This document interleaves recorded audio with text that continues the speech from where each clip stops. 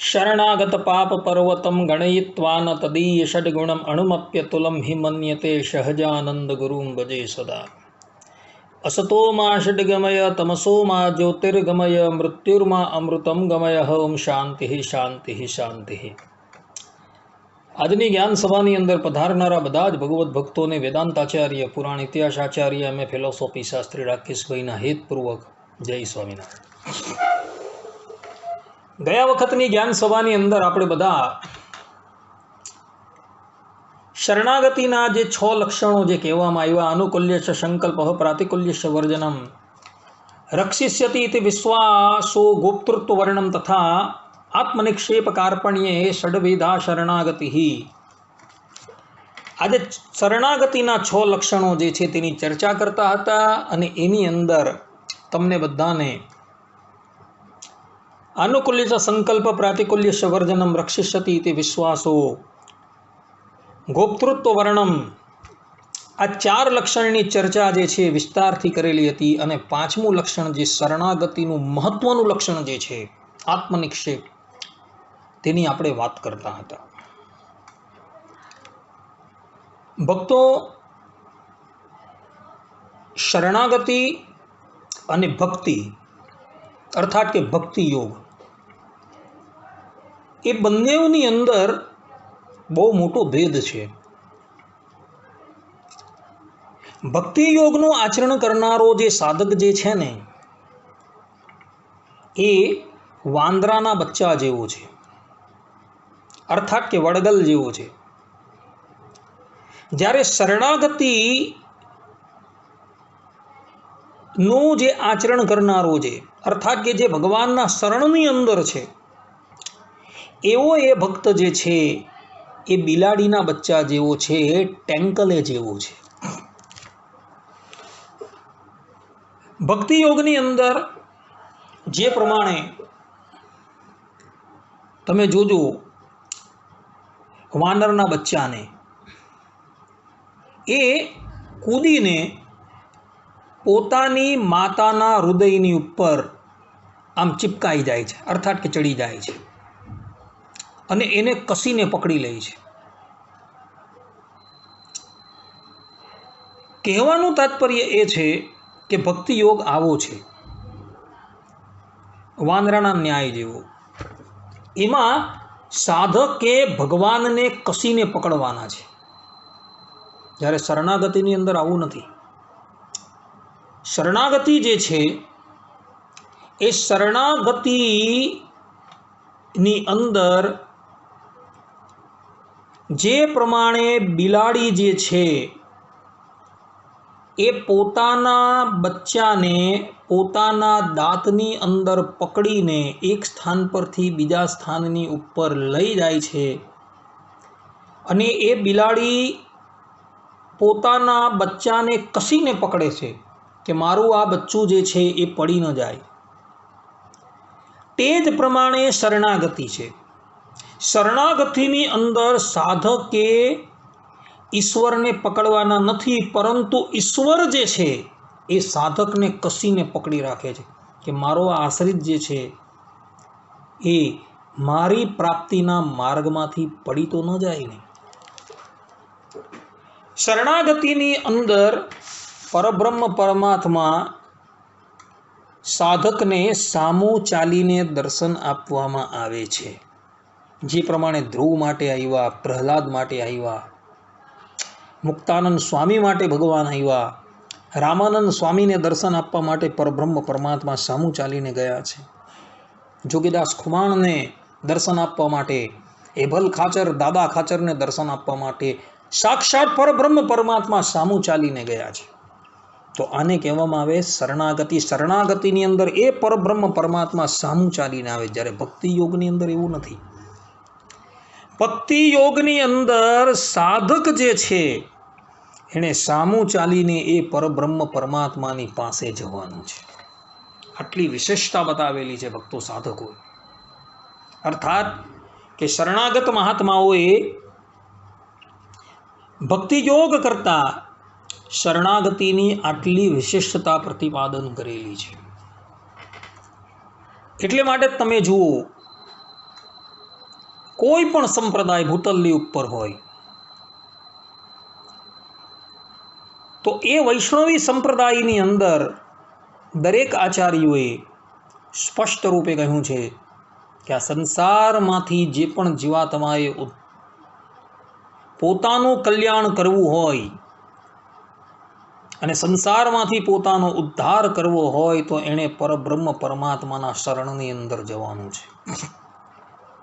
દરેક સંપ્રદાય જે છે આ શરણાગતિને અનિવાર્ય તરીકે સ્વીકારે છે ભક્તો, કારણ કે શરણાગતિ જે છે એ અતિશય સરળ છે અને એની અંદર પરબ્રહ્મ પરમાત્મા પોતે પોતાના શરણની અંદર આવેલા જે જીવાત્મા જે છે એને નિર્ભય કરી દે છે અને એનો હાથ પકડીને એને પોતાની પ્રાપ્તિ કરાવે છે. પરંતુ દુર્ભાગ્ય છે કે આ ઘોર કલિકાલની અંદર એવા પણ પાખંડીઓ જોવા મળે છે કે એ લોકો કહેતા ફરે છે કે અમે તો કોઈ સંપ્રદાયને માનતા જ નથી. તો એ પાખંડીઓ જે છે એ લોકોને કહેવાનું કે તમારા થકી અમને ઇષ્ટાપત્તિની પ્રાપ્તિ થઈ, અર્થાત કે વિરોધી થકી ઉચિત દલીલની પ્રાપ્તિ થઈ. કારણ કે ભગવાન વેદવ્યાસજી પુરાણની અંદર પોતે કહે છે કે ન કુત્રાપી વૈષ્ણવતા સંપ્રદાય પુરસ્સરા, અર્થાત કળિયુગની અંદર લોકો જે છે એ સંપ્રદાય અનુસાર ભક્તિ કરશે જ નહીં. એટલે પૂર્વે જે સતયુગ, ત્રેતા અને દ્વાપર એ યુગની અંદર લોકો સંપ્રદાય અનુસાર ભક્તિ કરતા હતા, પરંતુ કળિયુગની અંદર લોકો જે છે એ સંપ્રદાય અનુસાર ભક્તિ કરશે નહીં. એટલે એ લોકો જે એમ કહે છે ને કે અમે કોઈ સંપ્રદાયને માનતા નથી, તે લોકોને કહેવાનું કે ભાઈ તમે બરાબર બોલો છો, કારણ કે તમે કળિયુગના પ્રથમ ખોળાના દીકરા છો, એટલે જ તમે આવું બોલો છો. સંપ્રદાય આજનો નથી ભક્તો, સંપ્રદાય જે દિવસથી આ સૃષ્ટિની ઉત્પત્તિ થઈ તે દિવસનો છે. તેને બ્રહ્મરુદાય આદિ કવયે મુયંતિ યત સૂરયઃ યો બ્રહ્માંડમ વિદધાતિ પૂર્વમ. ઉપનિષદ પણ કહે છે અને ભાગવત પણ કહે છે કે પ્રલય અવસ્થાની અંદર જ્યારે સંપૂર્ણ જગત એકાર્ણવની અંદર લીન હતું ત્યારે એ જ ભગવાને બ્રહ્માજીને પ્રગટ કર્યા અને એમને વેદોનું જ્ઞાન આપેલું હતું. અને વેદોનું જ્ઞાન જ્યારે આપ્યું ત્યારે બ્રહ્માજી શિષ્ય થયા અને પરબ્રહ્મ પરમાત્મા શ્રીમદ નારાયણ જે છે એ ગુરુ થઈ ગયા. અને ગુરુ અને શિષ્યનો સંબંધ થવાથી સંપ્રદાયો ગુરુક્રમ, આ જે કોષ વાક્ય છે એ કોષ વાક્ય પ્રમાણે સૃષ્ટિની ઉત્પત્તિથી જ સંપ્રદાયની શરૂઆત થઈ ગઈ છે. એટલે જે લોકો એવું માને છે કે ભાઈ અમે તો સનાતન ધર્મી છીએ, અમે કોઈ સંપ્રદાયને માનતા નથી, તો એ લોકોને કહેવાનું કે સનાતન ધર્મ જે છે ને એ સમુદ્ર છે અને સંપ્રદાય જે છે એ સમુદ્રની લહેર છે. લહેરથી સમુદ્ર ક્યારેય પણ પૃથક ન થઈ શકે.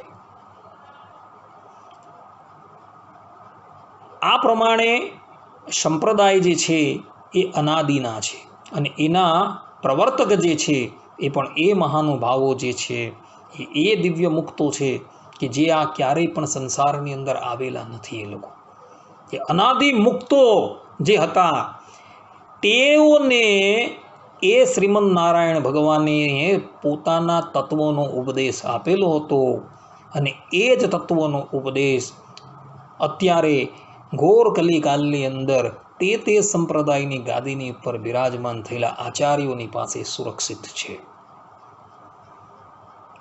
અને એ દરેક સંપ્રદાયની અંદર દરેક આચાર્યોએ એક સુરે શરણાગતિનું પ્રતિપાદન કરેલું છે.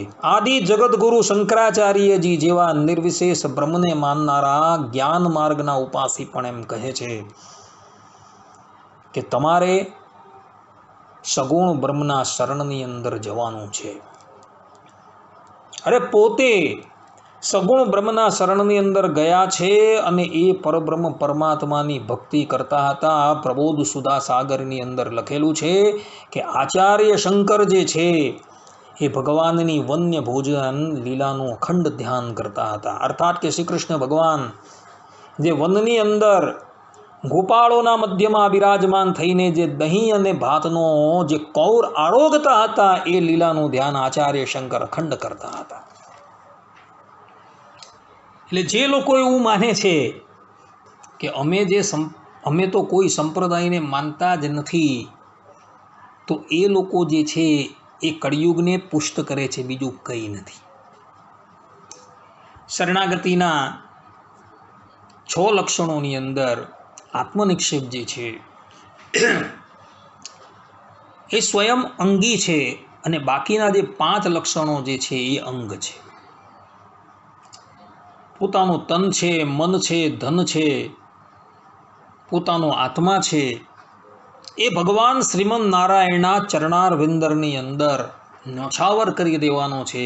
અને પોતે એક જળ પથ્થર જેવા છે, એવા પથ્થર જેવા થઈને ભગવાન શ્રીમન નારાયણના ચરણારવિંદરને આળોતી લેવાના છે પોતાની અંદર. આ રીતની શરણાગતિ જે છે એ આત્મનિક્ષેપ છે. તો આવી શરણાગતિ જે છે એ અંબરીશ રાજાની હતી ભક્તો. અંબરીશ રાજા એ સૂર્યવંશની અંદર પ્રગટ થયેલા નાભાગના અર્થાત કે પિતૃભક્ત નાભાગના દીકરા હતા. નાભાગ એ પોતાના પિતાની ઘણી સેવા કરતા હતા. એક વખત તેઓ વિદ્યા અધ્યયન કરવા માટે ગુરુકુલમાં ગયા હતા અને જ્યારે વિદ્યા અભ્યાસ કરીને પુનઃ પોતાના રાજ્યમાં આવેલા ત્યારે એના ભાઈઓએ એને મૂક્યા વગર રાજ્યનો બટવારો કરી દીધેલો હતો. અને જ્યારે નાભાગ પોતાના ઘરે આવ્યા ત્યારે એના ભાઈઓએ કહ્યું કે રાજ્યનો ભાગ તો પડી ગયો છે, અમે તારા ભાગની અંદર અમારા પિતાને રાખેલા છે, માટે તું તારા પિતાને રાખ. નાભાગ કહે કે તમારી જેવી આજ્ઞા. અને નાભાગ પોતાના પિતાને લઈને વનમાં ચાલ્યા જાય છે ને ત્યાં એ પોતાના પિતાની બહુ સેવા કરે છે. અને એ પિતાના આશીર્વાદથી નાભાગને ત્યાં અંબરીશ રાજાનું પ્રાગટ્ય થાય છે. ભક્તો, ભગવાનના ભક્તો જે છે ને એ એવા માતા પિતાના થકી જન્મ ગ્રહણ કરે છે કે એના માતા પિતાએ પૂર્વે જે છે એ બહુ મોટા પુણ્ય કરેલા હોય છે. તો એ માતા પિતાનું કલ્યાણ કરવા માટે અને એને પૂત નામના નરકમાંથી ઉગારવા માટે એના ઘરે પરમ ભાગવત વૈષ્ણવોનું પ્રાગટ્ય થાય છે. અને એ લોકો ભગવાનના બળે કરીને પોતાના માતા પિતાનું તો કલ્યાણ કરે જ છે, પણ પોતાની સમસ્ત પેઢીઓનું પણ કલ્યાણ કરી દેતા હોય છે. માટે જેના ઘરે ભગવાનના ભક્તો હોય છે ને ભક્તો, એ કુળ પણ ધન્યવાદને પાત્ર છે અને એ માતા પિતા પણ જે છે એ ધન્યવાદને પાત્ર છે. તો આવા નાભાગને ત્યાં અંબરીશ રાજાનું પ્રાગટ્ય થયું હતું. અંબરીશ રાજા બાળપણથી જ ભગવાનમય થઈ ગયા હતા. પોતાના ગુરુ વશિષ્ઠ છે, ગૌતમ છે, ઇત્યાદિકના સત્સંગમાં રહીને એ ભક્તિ માર્ગે રંગાઈ ગયા હતા. વશિષ્ઠ ઋષિ જે છે ને એની ગણતરી પરમ ભાગવતોની અંદર થાય છે ભક્તો. શ્રીમદ ભાગવતની અંદર પરમ ભાગવતોના નામ આપેલા છે, તેમાં એક નામ વશિષ્ઠજીનું પણ છે. અને વશિષ્ઠજીના સત્સંગને લઈને રાજા અંબરીશે પોતાનું તન છે, મન છે, ધન છે ને પોતાનો આત્મા છે એ ભગવાન શ્રીમદ નારાયણના ચરણાર વિંદરની અંદર સમર્પિત કરી દીધેલું હતું. એણે પોતાની ઇન્દ્રિયોની તમામ વૃત્તિઓ જે છે એ ભગવાનને સમર્પિત કરી દીધેલી હતી. નેત્રથી એ કેવલ ને કેવલ પરબ્રહ્મ પરમાત્માના દર્શન કરતા હતા. પગથી ભગવાનના મંદિર તરફ અને ભગવાનના ભક્તો જે સ્થાનની અંદર બિરાજમાન હોય તે સ્થાન તરફ જ તેઓ જતા હતા. પોતાના કરકમલો દ્વારા એ કેવલ ને કેવલ ભગવાનની સેવા જ કરતા હતા. પોતાની કર્ણ ઇન્દ્રિયો દ્વારા એ હંમેશા ભગવાનના ગુણગાનનું જ શ્રવણ કરતા હતા અને પોતાની જીહ્વા ઇન્દ્રિય દ્વારા કેવલ ને કેવલ એ ભગવાનનો પ્રસાદ જ ગ્રહણ કરતા હતા. આમ એની સમસ્ત ઇન્દ્રિયોની વૃત્તિ જે છે એ એમણે ભગવાનના ચરણની અંદર સમર્પિત કરી દીધેલી હતી અને પોતાનો આત્મા પણ એણે ભગવાન શ્રીમદ નારાયણના ચરણાર વિંદરની અંદર સમર્પિત કરી દીધેલો હતો. એ તે અનંતકોટી બ્રહ્માંડના અધિપતિ પરબ્રહ્મ પરમાત્માએ પોતાના ભક્ત અંબરીશની રક્ષા કરવા માટે સુદર્શન ચક્રને એમની પાસે નિયોજેલું હતું કે કોઈ પણ દિવસ કોઈ પણ વ્યક્તિ પોતાની તપસ્યાના બળે કરીને પણ મારા ભક્તને ક્યારેય પણ કષ્ટ ન આપે, એવા ઉદ્દેશ્યથી ભગવાન શ્રીમદ નારાયણે પોતાનું સુદર્શન ચક્ર અંબરીશ રાજાની પાસે નિયુક્ત કરેલું હતું. એક દિવસની વાત છે, અંબરીશ રાજાએ 1 વર્ષ પર્યંત વિધિવત રીતે એકાદશીનું અનુષ્ઠાન કરેલું હતું અને એકાદશીનું ઉદ્યાપન જ્યારે તેઓ કરતા હતા તે જ સમયે પારણા કરવાના સમયે એટલે કે દ્વાદશીને દિવસે દુર્વાસા ઋષિ જે છે એ એમના અતિથિ તરીકે આવ્યા. અંબરીશ રાજાએ દુર્વાસા ઋષિને ભોજન કરવા માટે એટલે કે ભગવાનનો પ્રસાદ ગ્રહણ કરવા માટે નિમંત્રણ આપ્યું. દુર્વાસા ઋષિ કહે છે કે રાજન, અમે સ્નાન કરીને આવીએ છીએ. અંબરીશ રાજા કહે ભલે. હવે આ બાજુ શું થયું, બ્રાહ્મણ જે હોય ને તેને જલ મળી જાય અને પેટની અંદર લાડુ મળી જાય ને એટલે એ અગાડ પછાડનું કોઈ જોઈ નહીં. આ બાજુ પણ નદીની અંદર નદીનું જલ અતિશય સ્વચ્છ હતું, મંદ મંદ જે છે પવન વાતો હતો એટલે દુર્વાસા ઋષિ સ્નાન કરવાની અંદર એટલા તલ્લીન થઈ ગયા કે એને સમયનું કોઈ ભાન ન રહ્યું. ને આ બાજુ શું થયું કે દ્વાદશી જે છે એ ઘટિકા પર્યંત જ રહી ગઈ હતી. એટલે અંબરીશ રાજા જે છે વિચાર કરવા લાગ્યા કે આખા વર્ષભરની એકાદશી આપણે કરેલી છે, જો આ વખતે એકાદશીના પારણા આપણે દ્વાદશીને દિવસે ન કરી દીધા અને એવામાં જો ત્રયોદશી બેસી ગઈ તો આખા વર્ષ દરમિયાન જે પણ કંઈક આપણે એકાદશીનું અનુષ્ઠાન કરેલું છે એ બધું જ અનુષ્ઠાન નિષ્ફળ થઈ જાય. એટલે એમણે પોતાની પાસે બિરાજમાન થયેલા ગૌતમ આદિક પોતાના ગુરુઓને પૂછ્યું કે ભાઈ દુર્વાસા ઋષિ તો આવતા નથી, આપણે શું કરીએ? કારણ કે હવે દ્વાદશી જે છે એ 1 ઘટિકા પર્યંત જ રહી છે. ત્યારે ગૌતમ ઋષિએ કહ્યું કે રાજન, આપ કેવલ જલપાન કરી દેવું અને જલપાન તમે કરશો તો તમે પારણા કરેલા પણ કહેવાશે અને પારણા ન કરેલા પણ કહેવાશે. આટલું તમે કરો. એટલે અંબરીશ રાજાએ કેવલ જલપાન કરી દીધું ને એવા જ સમયની અંદર દુર્વાસા ઋષિ ત્યાં પધાર્યા. દુર્વાસા ઋષિએ પોતાની તપસ્યાના બળથી એ જાણી લીધું કે ભાઈ અંબરીશ રાજાએ જે છે એ પારણા કરી લીધેલા છે. એટલે મનોમન એમને ક્રોધ આવી ગયો કે એક તો મને અંબરીશ રાજાએ અતિથિ તરીકે નિમંત્રણ કર્યા અને અતિથિની મર્યાદા મુજબ એણે પ્રથમ મને ભોજન કરાવવું જોઈએ ને એને બદલે એ ભોજન કરી ગયા. માટે હું હવે અંબરીશને શિક્ષા કરીશ એમ કહીને દુર્વાસા ઋષિએ પોતાની જટા ખોલી અને તેમાંથી એક કૃત્યા પ્રગટ કરી અને કૃત્યાને આદેશ આપ્યો કે તું અંબરીશને મોતને ઘાટ ઉતારી દે. અને કૃત્યા જે છે એ જીભ લપાતી કરતી અંબરીશ રાજાની સામું દોડી. અંબરીશ રાજા તો નિશ્ચિંત થઈને પોતે જેમ હતા તેમ જ ત્યાં ઊભા રહી ગયા. એ પોતે ભગવત ભક્ત છે. એના ભજનનો પ્રતાપ એટલો બધો જે છે કે સંકલ્પ કરે ને ત્યાં જ કૃત્યાને બાળીને ભસ્મ કરી દે એટલી શક્તિ છે. પરંતુ એણે એનો કોઈ પ્રતિકાર ન કર્યો, કારણ કે એ જાણતા હતા કે મેં મારું તન મન ધન જે છે એ પરબ્રહ્મ પરમાત્માના ચરણાર વિંદરની અંદર સમર્પિત કરી દીધેલું છે. એટલે ભગવાન જે છે એ મારી રક્ષા કરનારા છે. એ નિશ્ચલ ભાવે ત્યાં ઊભા રહી ગયા.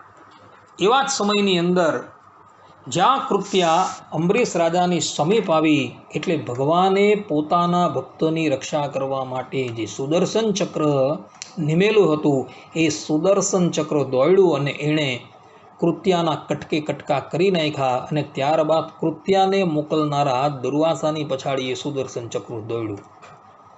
દુર્વાસાએ જોયું કે સુદર્શન ચક્ર જે છે એ મારો વધ કરવા માટે મારી પછાડી દોડી રહ્યું છે. એટલે એ પણ ત્યાંથી ભાગ્યા અને એક પછી બધા દેવતાઓના શરણમાં ગયા. પરંતુ શરણાગત થવા માટે જેવા એ ગયા ત્યાં બધા દેવતાઓએ જોયું કે ભગવાનનું આયુધરાજ સુદર્શન ચક્ર એમની પછાડી પડેલું છે. બધા જ દેવતા ભવ બ્રહ્માદિક બધા જ દેવતાઓએ એની માંગણીને સ્વીકાર ન કરી, કારણ કે એ લોકો જાણતા હતા કે આયુધરાજ સુદર્શન ચક્રનો સામનો કરવો એ અમારા વશની વાત નથી. કોઈએ અંબરીશ રાજાને અભયદાન ન આપ્યું. અંતે દુર્વાસા ઋષિ, કોઈ પણ વ્યક્તિએ દુર્વાસા ઋષિને અભયદાન ન આપ્યું એટલે દુર્વાસા ઋષિ અંતે વૈકુંઠ લોકની અંદર ગયા અને વૈકુંઠ લોકમાં જઈને શ્રીમન નારાયણના ચરણમાં પડી ગયા અને કહેવા લાગ્યા કે પ્રભુ, તમારા આ સુદર્શન ચક્ર થકી મારી રક્ષા કરો. ત્યારે ભગવાન શ્રીમન નારાયણ શું બોલ્યા કે અહમ ભક્ત પરાધીન, કે હું ભક્તોને પરાધીન થઈ ગયો છું. એ ભક્તોએ મારા મનને પોતાની તરફ એવી રીતે આકર્ષિત કરી દીધેલું છે કે હું એ લોકો થકી સહેજ પણ અલગ થઈ શકતો જ નથી. માટે તમે જેનો અપરાધ કરેલો છે એવા એ અંબરીશ રાજાના ચરણની અંદર જાઓ. અંબરીશ રાજા જો તમને ક્ષમા કરશે તો આ સુદર્શન ચક્રનો તાપ જે છે એ નિવૃત્ત થઈ જશે. દુર્વાસા ઋષિ દોડતા અંબરીશ રાજાના ચરણમાં આવ્યા છે. આ જે સમસ્ત ઘટનાક્રમ થયો તેની અંદર 1 વર્ષનો સમય વ્યતીત થઈ ગયો છે. ત્યાં સુધી અંબરીશ રાજાએ અન્ન પણ પોતાના મુખની અંદર મૂક્યું નથી અને જલનું એક ટીપું પણ લીધું નથી. દુર્વાસા ઋષિ દોડતા આવ્યા અને અંબરીશ રાજાના ચરણમાં પડી ગયા. અંબરીશ રાજા દુર્વાસા ઋષિ જેવા ચરણમાં પડે ત્યાં જ એમને ઉઠાવી લીધા અને પોતે અંબરીશ રાજા જે છે એ દુર્વાસાને સાષ્ટાંગ પ્રણામ કરવા લાગ્યા. અને ત્યારબાદ અંબરીશ રાજાએ સુદર્શન ચક્રની સ્તુતિ કરી અને એને શાંત કરી દીધું. અને પછી દુર્વાસા ઋષિને ભરપેટ ભોજન કરાવી તૃપ્ત કર્યા, દક્ષિણાઓ આપી અને એમને પોતાના ગંતવ્ય સ્થાનની ઉપર મોકલી દીધા.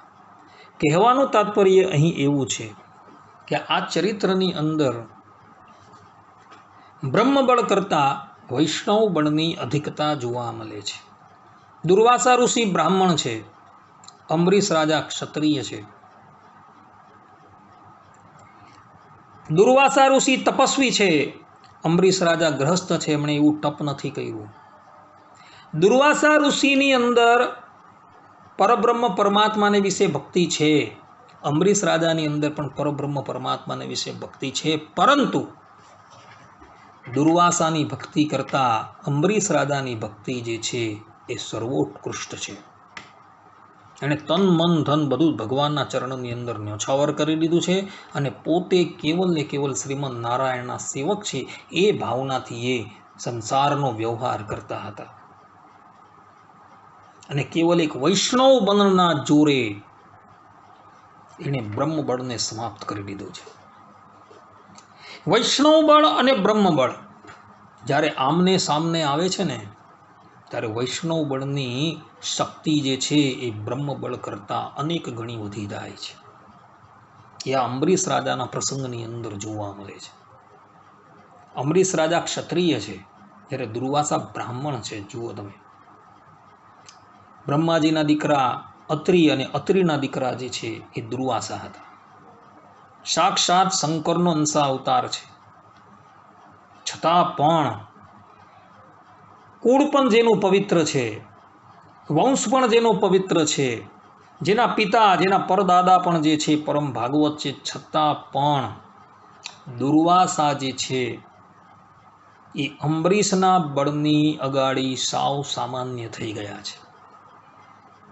કારણ કે અંબરીશનું જે વૈષ્ણવ બળ જે છે એ અતિશય ઉત્કૃષ્ટ કક્ષાનું છે, જ્યારે દુર્વાસાનું બ્રહ્મબળ છે અને વૈષ્ણવ બળ એ અતિશય નિકૃષ્ટ કક્ષાનું છે. ભક્તો, માટે બ્રહ્મબળ કરતાં વૈષ્ણવ બળ જે છે એ સર્વોત્તમ છે. ભગવાનનો ભક્ત જે છે એ કોઈ પણ વર્ણનો, કોઈ પણ આશ્રમનો હોય, એ ક્યારેય પણ ઉપેક્ષા કરવા યોગ્ય નથી. કારણ કે ભગવાનને પોતાના ભક્તો જેટલા પ્રિય છે ને, એટલા પ્રિય ઇતર કોઈ નથી. ભગવાન પોતે શ્રીમદ ભાગવતની અંદર કહે છે, ઉદ્ધવજીના પ્રસંગની અંદર, કે હે ઉદ્ધવ, તું મને જેટલો પ્રિય છે એટલો તો મને મારો પુત્ર બ્રહ્મા, મારા આત્મા શંકર અને મારી અર્ધાંગની લક્ષ્મીજી પણ પ્રિય નથી. આ ભગવાનના શ્રીમુખના વચન છે. એટલે ભક્ત જે છે એ જ્ઞાતિએ કરીને ગમે તેવો હોય, પરંતુ જો એની અંદર વૈષ્ણવ બળની જો અધિકતા હોય ને, તો એ ભલભલા બ્રહ્મબળને પણ ચેલેન્જ કરી શકે છે. બીજો પ્રસંગ તમે જુઓ તો જનક રાજા જે હતા, જનક રાજાના પિતામાં જે કહેવામાં આવે છે નિમિ, એનો પ્રસંગ પણ છે. નિમિના પ્રસંગની અંદર પણ